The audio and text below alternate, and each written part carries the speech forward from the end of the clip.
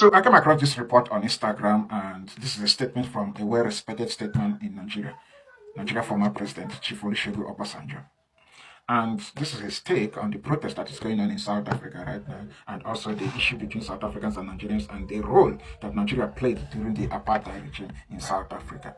Now, before I dive deeper, I'm just going to read from the headline, okay? Let's read it together. During the Mutala's regime, who gave Angola $20 million, which was 12 million naira, Nigeria Airways helped them have access to the outside world. Hello everyone, how are you guys doing? So let's talk about what Obasanjo, the former president of Nigeria, has to say about South Africa and Nigeria. Like he said, there were lots of sacrifices made by Nigerians for South Africa to gain their independence. During the apartheid, Nigerians made a lot of sacrifices. Then how come this today it is Nigerians that are the problem of South Africa? How come Nigerians made the highest sacrifice for the liberation of South Africans? South Africans, how come this very today Nigerians are your biggest problem in your country? Please, I want to know. Educate me if I am wrong. Even if people wants to become your enemy, it shouldn't be Africans. These same Africans came for your rescue. You think when you people face problem today, you people will be able to fight? You will tell me, oh, you people are warriors, you people are warriors. Are you sure you guys are really warriors? Because if not for Africans, you people will still be under apartheid today. Africans played a major role for your liberation. And today, Africans are your problem. Africans are your problem. The same thing Africans are going through today in their country. It's the same thing you guys are also going through. It's the same thing. The only difference is the location. That's all. Anyway, guys, please watch this video. Did the same for South Africa. I want you to take your time back and read that headline again. We gave Angola $20 million, which was 12 million naira. My people, this is evidence to prove that Nigeria is progressing backward. There was a time $20 million was not even up to 15 million naira. That is to show you how strong and stable the Nigerian naira was. Oh, how the mighty has fallen. Fast forward to 2026, what is the value of $20 million in Nigeria today? If we convert $20 million to Nigeria currency today, it is about 27.6 billion naira. That is how low the Nigerian currency has fallen.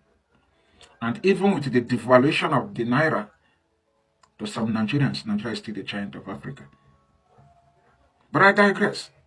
Let's talk about the role, the contribution that Nigeria made to the South Africans, the black South Africans precisely, during the apartheid. Mind you, this is something that started as a regular narrative, but now it has turned into rhetoric that Nigerians fall back on whenever issue between Nigeria and South Africa is brought up in order to defend Nigerians and their actions in South Africa. Because whether you agree with me or not, Nigerians are feeling somehow entitled. To them, they are entitled to special treatment in South Africa because they supported South Africa during the apartheid. And that is where this emotional blackmail is coming from. Because whether you agree with me or not, it is an emotional blackmail. And the crazy part is that the figure is not accurate anywhere. It is all speculative. 1 minute, a Nigerian is saying Nigerians contributed $20 billion to black South Africans during the apartheid. Next minute, another Nigerian is saying $20 billion. Now, a state man is saying $20 million. The figure is never accurate.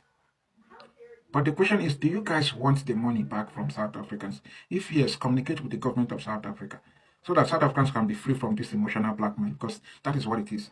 An emotional blackmail. We are blackmailing South Africans because to some Nigerians we're entitled to a special treatment in South Africa because the government of Nigeria supported the South Africa during the apartheid regime. But the question is, if the government of Nigeria supported Angola and supported South Africa, how come Nigerians are not flooding Angola the same way they are flooding South Africa? How come they are not violating the laws of Angola the way they are violating the laws of South Africa? I'm just asking. Because at this point, it is giving national narcissism, a form of collective narcissism to some Nigerians. Nigeria is a superior country to South Africa because we contributed certain amount of money to the South Africans during the apartheid. Therefore, we expect South Africans to be forever grateful to Nigerians. But since South Africans do not want Nigerians to come into South Africa and distribute drugs, stay in the country illegally, Nigerians feel underappreciated by South Africans. It is pure narcissism. I'm going to use myself as an example. If I support you that is watching this video today, and tomorrow I come back to violate your right, would you be happy with me? The answer is no. Now extend it to national support. Historically speaking, African countries share historical alliances. But what is happening here is misuse of history. Past national support from Nigeria to South Africa or national alliance does not grant the Nigerians the right to travel to South Africa and break their laws, disrespect South Africans to the level where one of them is crowning himself a king. Yes, national support, national alliance, historically or not, does not grant any citizen the right to travel to another man's country and break their laws. Let's call it spade a spade. Let's not forget the fact that the resentment, the hostility that South Africans are displaying towards Nigerians today did not start overnight. Nigerians triggered South Africans, and the Nollywood industry, the Nigerian movie industry, aka Nollywood, amplify this by constantly producing a movie where a certain Nigerian will travel to South Africa, become a drug dealer. 3 years, he will come back to Nigeria and buy a car, become a millionaire in Nigeria. Who promoted that stupid narrative. So somehow, we actually contributed to what is happening to Nigerians in South Africa today. And let's not forget the mannerlessness of the Nigerians in South Africa right now. Some of them. Even right now that protest is going on in South Africa against illegal foreigners, there are still some Nigerians in South Africa right now. Some of them isolate themselves and some shut down their businesses temporarily, hoping that sooner or later things will pipe down and they will move on. Sometimes we need to look inward. You don't know me, I don't know you. But I like to be objective. So I'm not saying that a single criminal act should be used to justify an entire nationality. But when you look at it logically, it is within the right of South Africans to fish out every negative element in South Africa, be it a living thing or non-living thing. Let's call it spade a spade. Valid criticism of crime committed by Nigerians in South Africa should not be measured with xenophobia. Let's call it spade a spade. South Africans did not violate international law by telling foreign nationals in South Africa illegally to leave, and those that are distributing illegal substance to leave the country. That's not violation of international law. Nigerians, listen. If South Africans don't want you in your country, like I'll see people comment, I don't even know what Nigerians are doing there. Please leave their country. Today, they have another protest today in their country. They have another protest. You don't know what is going to happen. Leave their country. If they say you people should leave their country, if they don't want any other Africans, please, Africans, leave South Africa. We don't want to be seeing people complaining. They have said it many times. Don't stay where you don't belong.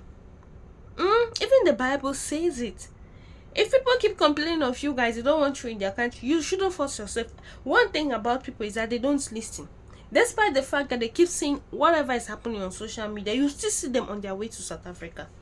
And when these people are complaining, you start calling them names. It is their house. They decide who they want to leave. To be honest, South Africans are not ready to live with their brothers and sisters from other Africans. Leave them, let them be. Africans, fix your country. Let's stay back and fix our country. Not every time when we see a country that is developed, we want to go there. No, we should fix our country. To be honest.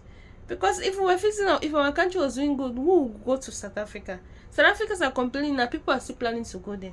They will never change. They will never change. If you like, you get angry with me, but it's the honest truth. If Cameroonians are coming to Nigerians and Nigerians says don't come to our country, you have to stop going there. You don't have to insist and keep reminding them of what you did. They don't want to remember. They said they don't want to remember what you guys did for them in the past. They don't want to remember. They don't want to remember. So you guys should stop going there. The Nigerian government should stop issuing visa to Nigerians to go to South Africa. Stop it. The government needs to stop it. You need to stop it. Let peace reign. We want peace to reign. Thank you so much for watching this video. Don't watch this video with anger in you. This is my honest truth. People are going to countries, you're going there, they are they are acquiring you, they don't want you people to do business, they don't want you people to do anything. Then what are you going there to do? What are you going there to do?